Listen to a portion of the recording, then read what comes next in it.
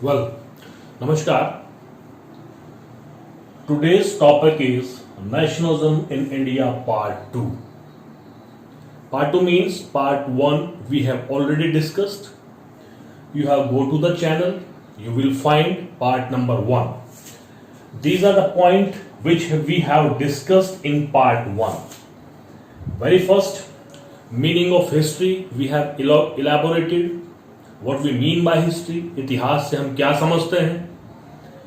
Then nationalism, how we can define nationalism, what we mean by nationalism, what is the notion of nationalism for a student, for a teacher. Then the process of colonization, who will be called colonizer, which country will be called the colony. Then we have discussed the moderate era, extremist era and the Mahatma Gandhi era. A little bit we have discussed about Mahatma Gandhi. Then his, you can say, weapon which he introduced in India. Earlier he introduced it in South Africa against the apartheid.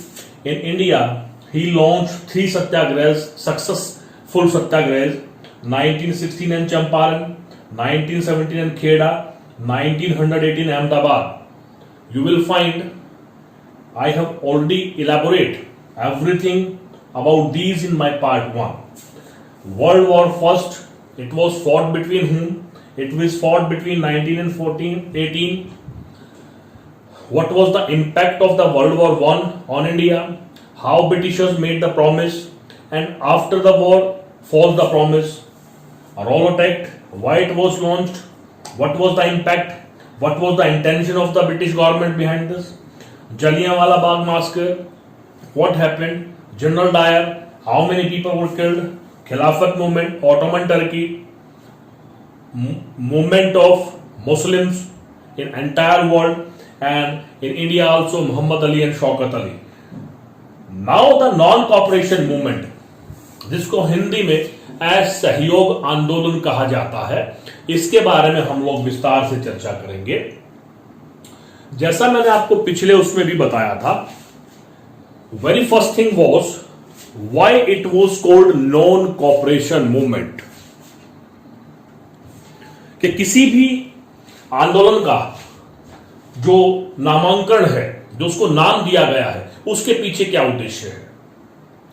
I have told you that in 1909 a book was written by the Mahatma Gandhi, Hind Swaraj. In that book is mentioned that कि जो Britishers हैं, अंग्रेज हैं, हमारे देश में हमारे सहयोग से आए हैं, हमारे सहयोग से उन्होंने यहाँ व्यापार किया है, अलग अलग जगहों में व्यापारिक संबंध स्थापित किए हैं, व्यापारिक दृष्टिकोण से लाभ उठाया है, और हमारे सहयोग से ही वो हम पर राज कर पाने में सक्षम हो पाए हैं, काबिल हो पाए हैं. अगर हम उनको कॉपरेट करना बंद कर दें, सहयोग करना बंद कर दें, तो वो दिन दूर नहीं जब अंग्रेजी हुकूमत को भारत को आजाद करके जाना होगा. This was the idea behind it. That in Hind Swaraj, Mahatma Gandhi ji wrote that Britishers entered India because of our cooperation. They're living in India because of our cooperation. They are making trade relations because of our cooperation. And if we will leave to cooperate them, then they have to leave our country. They will not remain with any reason to stay in India because they are living here because of our cooperation. These things mentioned in the book Hind Swaraj, which was written by Mahatma Gandhi in 1909. That's why the name was given non-cooperation movement. यहाँ पे मैं थोड़ा सा इतिहास के बारे में आपको और बता दूं नॉन कॉपरेशन के. जैसा मैंने आपको बताया था कि इंडियन नेशनल कांग्रेस की स्थापना हुई थी 1885 में, 1885 में, और 1885 के बाद बहुत सारे प्रत्येक वर्ष में कांग्रेस के सभी लीडर एक जगह इकट्ठा होते थे, डिस्कस करते थे, जिनको सेशन कहा जाता था. तो प्रत्येक वर्ष में 1 या 2 सेशन हुआ करते थे, कांग्रेस के सेशन हुआ करते थे, और प्रेसिडेंट हुआ करता था, और वो सभी डिस्कस किया करते कि what will be their strategy forward, what will be their ideas, what will be their method to proceed further in coming time, coming future. So in 1920 September, in the Kolkata session, which was headed by Lala Lajpat Rai ji, In that one, the decision was taken. Yes, a big movement must be initiated.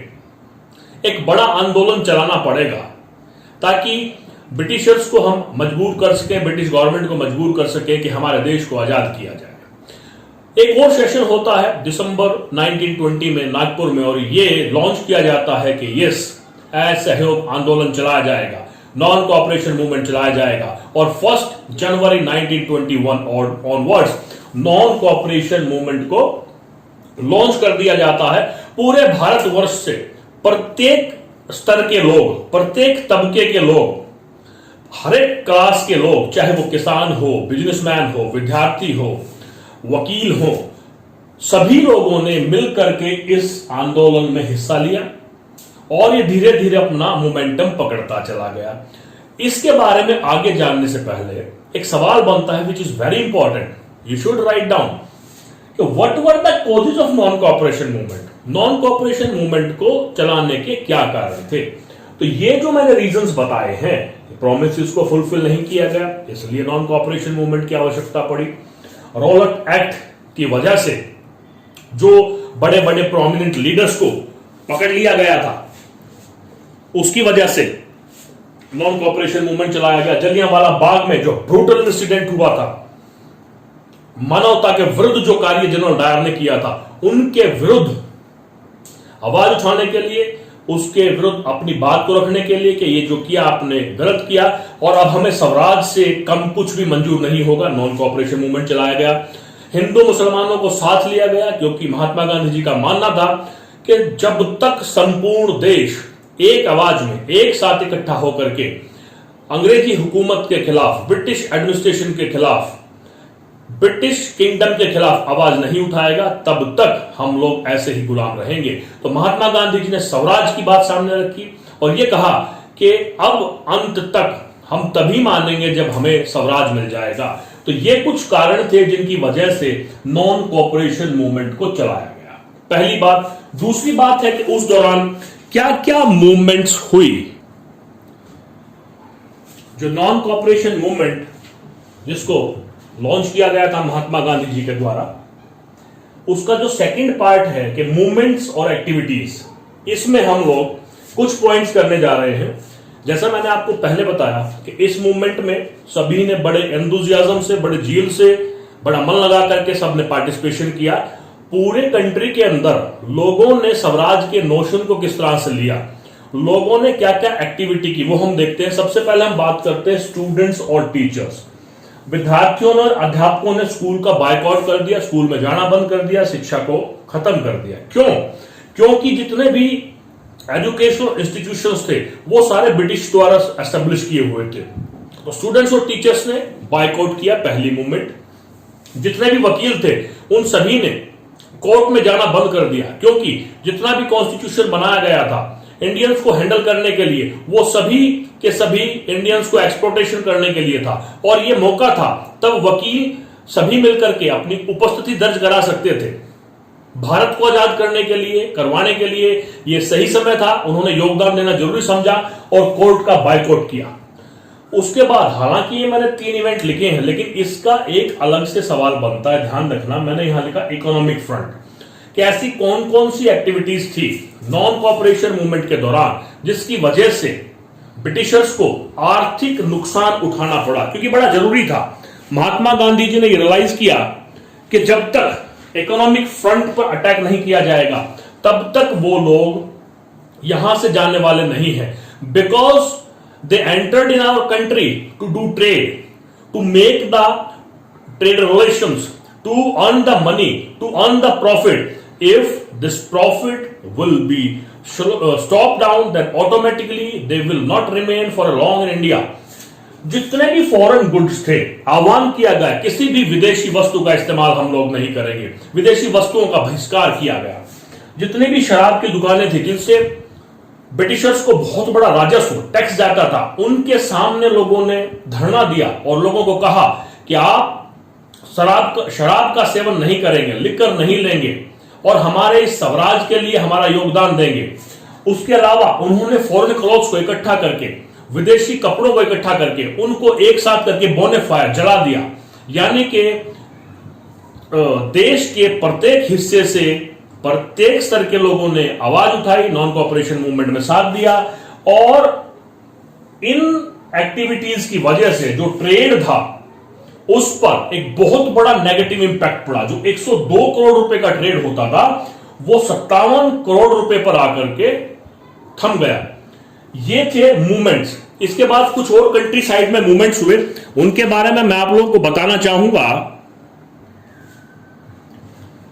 जो second part movements और activities में हमने किया था, अभी 5 point discuss किए थे, उसी में इसके बाद एक पॉइंट और है कि कंट्री में किस प्रकार से लोगों ने नॉन कोऑपरेशन मूवमेंट को लिया। महात्मा गांधी जी ने स्वराज का नोशन रखा था, डिमांड रखी थी, उसको किस प्रकार से लिया गया और किस तरह की मूवमेंट कंट्री में हुई। यहां पर हम 3 एग्जांपल से समझना चाहेंगे, 3 प्रदेशों के, एक अवध का, एक आंध्र प्रदेश का और एक आसाम का। यहां पर सबसे पहले यह देखना जरूरी है कि यहां पर इनकी लीडरशिप कौन कर रहा था। बाबा रामचंद्र, अवध में, उत्तर प्रदेश में है। बाबा रामचंद्र जी ने अवध में इनिशिएटिव लिया, मूवमेंट को आगे उठाया, और वो किसके अगेंस्ट जा रहे थे? लैंडलॉर्ड के, जो ताल्लुकदार थे वहां पर, जो टैक्स इकट्ठा किया करते थे, उनके खिलाफ उन्होंने आवाज उठाई। और उनकी मेजर डिमांड्स थी कि जो बेकार है, जो बिना पैसा दिए हुए मजदूरी करवाई जा रही है, जो मजदूरों का शोषण किया जा रहा है, एक्सप्लॉयटेशन किया जा रहा है, उसको बंद किया जाए। जो टैक्सेस हैं जिसको इतना बढ़ा दिया गया है, तो मजदूर वर्ग को, किसान वर्ग को बिल्कुल पूरी तरह से आर्थिक रूप से निचोड़ लिया गया है, उसको बंद किया जाए। और जितने भी लैंडलॉर्ड हैं जो कई वर्षों से शोषण करते हुए आ रहे हैं, यह डिसीजन लिया गया कि उनका बॉयकॉट किया जाए। ये सारी मूवमेंट अवध में हो रही थी। हालांकि इन सभी मूवमेंट्स को बहुत ही ब्रूटली, ब्रिटिश एडमिनिस्ट्रेशन के पॉइंट ऑफ व्यू से कहें वेरी इंटेलिजेंटली, इसको सॉर्ट आउट कर दिया गया, संभाल लिया गया, और फिर से जो ब्रिटिश गवर्नमेंट है अपने सब चीजों को अपने नियंत्रण में कर पाई। इसी तरह से दूसरी मूवमेंट है आंध्र प्रदेश में। इस मूवमेंट को मिलिटेंट गुरिल्ला एक्टिविटी भी कहा जाता है, मूवमेंट भी कहा जाता है। गुरिल्ला से अभिप्राय है छापा मार युद्ध। जिस प्रकार से हमारे मराठा छत्रपति शिवाजी गुरिल्ला युद्ध किया करते थे, उसी प्रकार से वहां पर जो अलोरी सीताराम राजू थे, उन्होंने गुरिल्ला युद्ध किया और लोगों पर, यानी कि पुलिस, जितने भी गवर्नमेंट बिल्डिंग्स थी, चाहे वो पुलिस स्टेशन था, पोस्ट ऑफिस था, उन सब पर अटैक करना शुरू कर दिया। वहां पर मूवमेंट चलाने का रीजन क्या था? बेसिकली वहां पर ट्राइब्स बहुत ज्यादा हैं, जनजातियां बहुत ज्यादा हैं, और उनका सारा का सारा जीवन फॉरेस्ट पे टिका हुआ है, जंगल में टिका हुआ है, अपने लाइवलीहुड के लिए, अपने जीवन यापन के लिए, फ्यूल के लिए, अपने पशुओं को चराने के लिए, पेस्टोर लैंड के लिए, वो सभी चीजों के लिए फॉरेस्ट पर डिपेंड हैं। सर्वाइवल के लिए यहां तक कि वो फॉरेस्ट पर डिपेंड है। लेकिन जो ब्रिटिशर्स थे, उन्होंने नए कॉलोनियल रूल बनाए फॉरेस्ट को लेकर के, और जो ट्राइब्स थी आंध्र प्रदेश की, उनको फॉरेस्ट में जाना बैन कर दिया गया। किसी भी तरह का कोई भी कलेक्शन नहीं करेंगे, जितने भी बाय प्रोडक्ट है उनको इकट्ठा नहीं करेंगे। इनके खिलाफ वहां पर अलोरी सीताराम राजू ने आवाज उठाई कि स्वराज आ चुका है, अब आप इस तरह के जिसकी वजह से हमारा शोषण हो रहा है वो कानून नहीं बना सकते, आप हमें फॉरेस्ट में जाने के लिए नहीं रोक सकते। ये था। उसके अलावा तीसरा जो मैं बता रहा हूं कंट्री में जो मूवमेंट हुई थी आसाम में, inland emigration act. This act was enacted in 1859 by the British government, which stopped the workers, which bound the workers to do work at the places where they are employed by their employers. Bonded labour की तरह उन्हें वहीं पर काम करना पड़ेगा। लेकिन non cooperation movement आया तो स्वराज के नोशन को लोगों ने किस तरह से लिया कि अब स्वराज आ चुका है और वो बॉन्डेड लेबर नहीं है, उनको बंधुआ मजदूर की तरह नहीं रखा जा सकता, वो प्लांटेशन के पर, चाय के बागानों पर काम करने के लिए मजबूर नहीं है। उन्होंने ट्रेन पकड़ी और अपने नेटिव प्लेस पर चले गए, लेकिन उनको वहीं रेलवे स्टेशन से पकड़ा गया और पीटते हुए वापस लाया गया। ये 3 मूवमेंट्स हुई जिनको कहा जाता है मूवमेंट इन कंट्री साइड। इसके बाद अब बड़ा आसान है, आप इसको पैनिक ना लें, आपको समझना है। 5 पहले मैंने बात बताई, स्कूल कॉलेज की बताई, उसके अलावा लॉयर्स के बारे में बताया, फॉरेन गुड्स के बारे में बताया, फॉरेन क्लॉथ्स के बारे में बताया, लिकर शॉप पिकेटेड के बारे में बताया। उसके बाद ये 3 है। इसके अंदर हमने 5 वो पॉइंट और 3 ये पॉइंट किए हैं। उसके बाद हम थर्ड पॉइंट डिस्कस करेंगे कि how and what was the reason of slowing down of national cooperation movement. तो आइए जानने का प्रयास करते हैं कि ऐसे कौन से कारण थे जिसकी वजह से national cooperation movement slower down हो गया, ढीला पड़ गया, धीमा पड़ गया।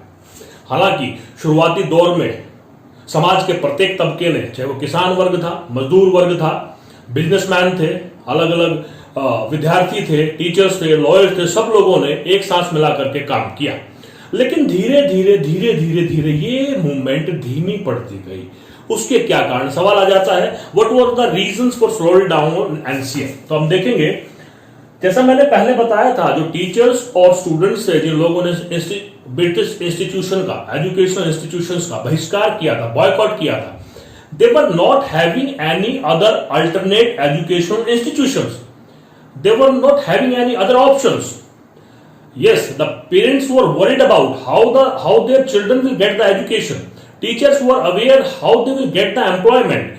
And when there is no alternate, there were no alternate of educational institutions. So again, they joined back. They joined back. It's me. National cooperation movement slowing down. As we have discussed, then foreign clothes bonfire. The people decided that they will not use foreign clothes because they wanted to attack upon the economic front. They wanted to attack upon the economic benefit of the Britishers, which they were making by making trade with us. They were preparing cloth in their own country. They are using India as a market. That's why the Indian decided during non-cooperation movement that they will not use foreign clothes, but slowly as the time pass away, they were not able to purchase khadi because khadi, as Mahatma Gandhi ji given the notion that instead of foreign clothes you use khadi. Initially people used khadi, but khadi was comparatively costly. The clothes, garments which were coming from the industries of Britain, in comparison to that, khadi was costly. That's why people again came back on the foreign clothes. That's why we can say national cooperation movement slower down. Third one, as I told you, at different places, we have discussed three main places: Awadh, Andhra Pradesh, Assam. In the entire country, at different places, the notion of Swaraj was taken differently. People were not getting. The message was not clear. What the Swaraj means is how the Swaraj will come, what they will do for the Swaraj. Not proper leadership was there. Message was not properly conveyed. That's why slowly it was slower down. And the time came. Last fourth point. Why it was called off. The movement, which after making a long discussion at the Congress session, which initiated by Mahatma Gandhi, which is the unanimously leader of Indian Congress, unanimous leader of India. After that, this movement was called off completely. Why it was so? चोरी चोरा. It is a place at Uttar Pradesh. Uttar Pradesh में एक जगह है चोरी चोरा, जहां पर 5th of February 1922 को बहुत सारे लोग इकट्ठा थे नॉन कॉपरेशन मूवमेंट के लिए. भाषणबाजी चल रही थी, लेक्चर चल रही थी, पूरी मॉब इकट्ठा थी. धीरे धीरे the reason unknown, the mob become violent. They started to attack upon the government offices. In that chain, they attacked upon a police station. They burned the police station. More than 22 policemen burned alive at that time. जाने कैसे वो भीड़ हिंसक हो गई चोरी चोरा के अंदर. किस तरह से उन लोगों ने जितने भी सरकारी दफ्तर थे, कार्यालय थे, उन सब पर आक्रमण करना शुरू कर दिया. और उसी कड़ी में उन्होंने एक पुलिस स्टेशन जिसमें 22 पुलिस वालों को उन्होंने जिंदा जला दिया.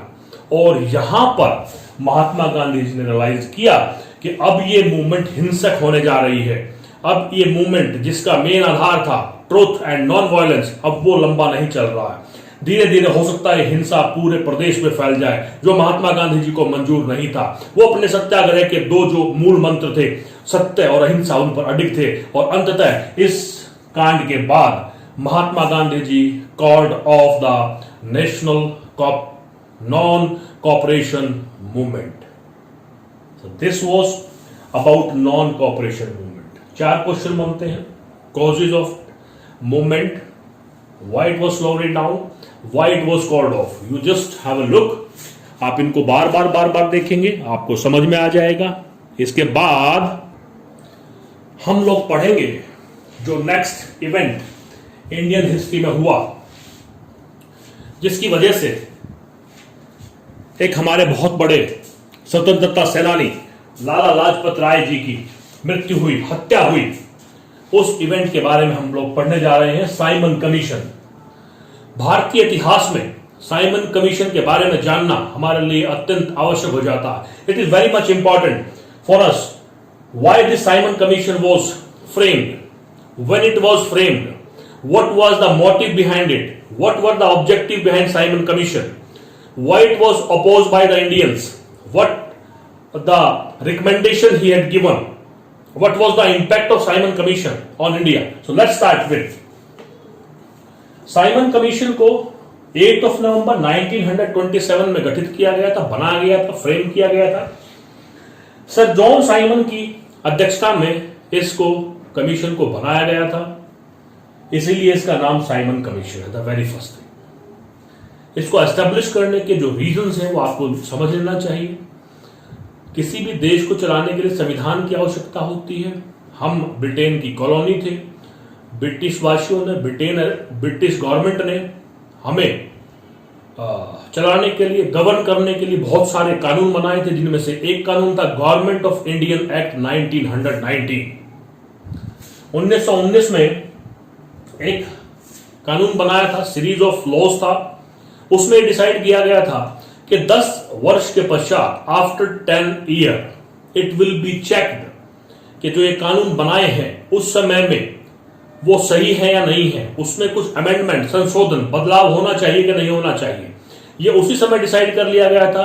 इसी बात को जांचने के लिए साइमन कमीशन का गठन किया गया. दूसरा, ये भी डिसाइड करना था कि कुछ अब राइट, जैसे जैसे स्थिति बदल रही है, लोग आवाज उठा रहे हैं, महात्मा गांधी की लीडरशिप चल रही है, चारों तरफ से इंडिया के हर कोने से आजाद होने की बात आ रही, तो क्या ये समय आ गया है कि भारतीयों को कुछ संवैधानिक अधिकार दिए जाए.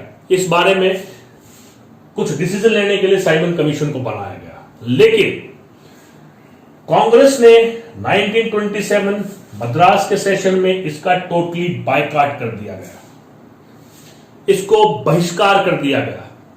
ये कहा गया कि अगर ये साइमन कमीशन भारत आया तो हम गो बैक साइमन के नारे लगाएंगे, और ऐसा हुआ भी.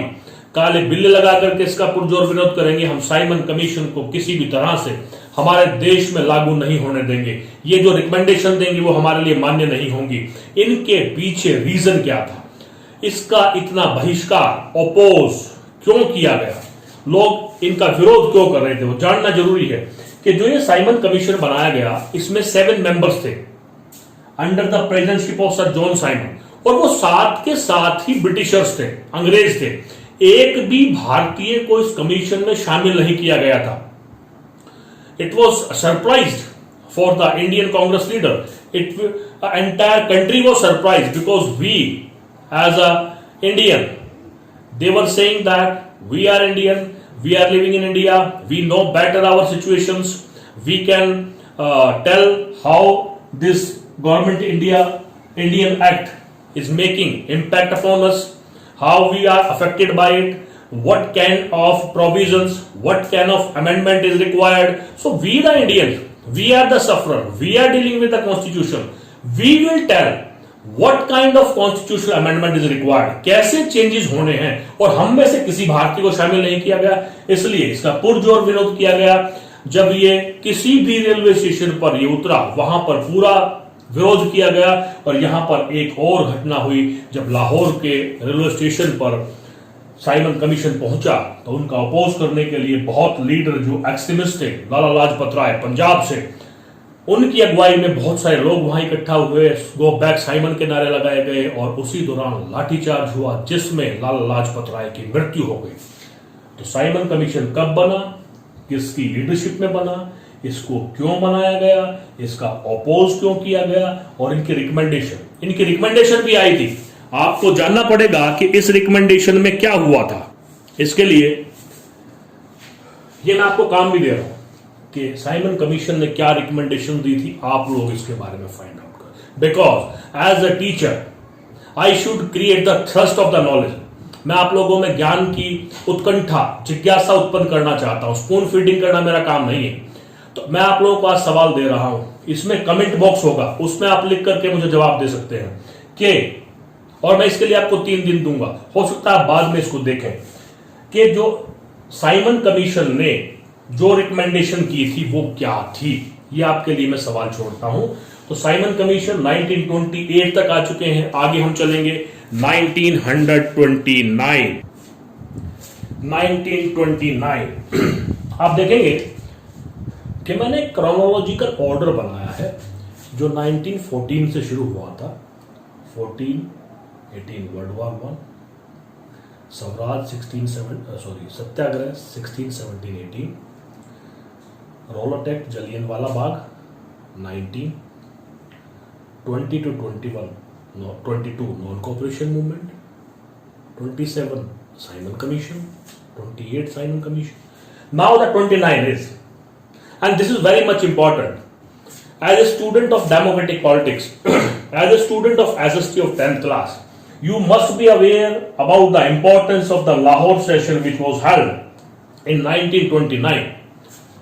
कांग्रेस का एक सेशन लाहौर में रावी नदी के किनारे उसके राइट बैंक पर कांग्रेस का एक सेशन होता है जिसकी प्रेसिडेंटशिप अगुवाई Pandit Jawaharlal Nehru, the first prime minister of India, उन्होंने किया था 9 दिसंबर 1929। जब ये सेशन चल रहा था तो जवाहरलाल नेहरू ने कहा कि आज तक हमने कभी भी कंप्लीट इंडिपेंडेंस डे, पूर्ण स्वराज अपनी तरफ से नहीं मनाया। सबसे पहले हमें मानना पड़ेगा कि हम आजाद हैं, उसके बाद कोई और मानेगा, उसके बाद पूरा देश मानेगा, उसके बाद पूरा विश्व मानेगा और अंततः अंग्रेजों को ये छोड़ करके जाना पड़ेगा। तो उस सेशन में डिसाइड हुआ कि आने वाली 26 जनवरी 1930 को हम लोग कंप्लीट इंडिपेंडेंस डे मनाएंगे और उन्होंने कंप्लीट इंडिपेंडेंस डे बनाया।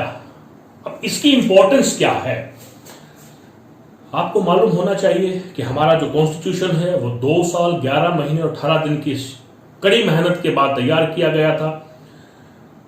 नवंबर 1949 को, 26 नवंबर 49 को बन करके तैयार हो चुका था, लेकिन उसको एनफोर्स किया गया 26 जनवरी 1950।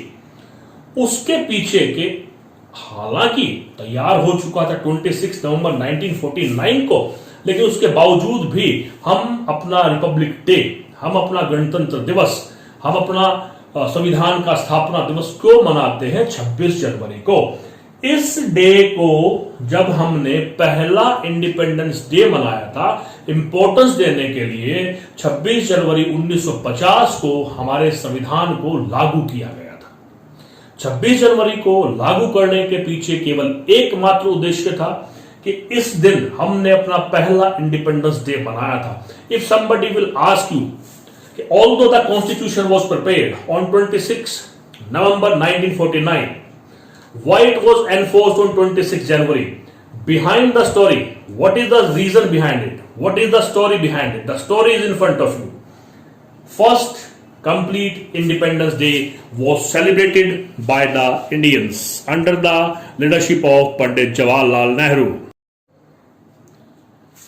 See, I have realized, मुझे महसूस हो रहा है कि ये जो वीडियो है भाग 2 है, ये थोड़ा लंबा जा रहा है, इसके लिए मैं रोकता हूं इसको, और उसके बाद जो बाकी का पोर्शन है वो तीसरे फेज में आएगा। तब तक के लिए आप इसको देखें। जब भी आपको समझ में नहीं आता आप पूछ सकते हैं। मैं आपको फिर से बता दूं, जब आप चैनल को देखेंगे, आप इस वीडियो को देखेंगे तो उसको सब्सक्राइब कर लें, ताकि उसके साथ में एक बेल आइकन है। जब मैं अपना तीसरा पार्ट नेशनलिज्म इन इंडिया का उस पर अपलोड करूंगा तो आपके पास मैसेज आ जाएगा और मुझे भी लगेगा कि जो मैं काम कर रहा हूं वो आपको अच्छा लग रहा है, जो लेक्चर मैं दे रहा हूं उससे आप सेटिस्फाइड हैं, आप मुझे और सुनना चाहते हैं। इसके लिए आवश्यक है आप ज्यादा से ज्यादा सब्सक्राइब करें, लाइक करें, शेयर करें। Thanks a lot. मिलते हैं नेक्स्ट वीडियो में, थर्ड वीडियो, जिसमें हम सेकंड लार्जेस्ट मूवमेंट के बारे में बात करने जा रहे हैं, which was initiated by Mahatma Gandhi. तो तब तक के लिए नमस्कार, थैंक यू।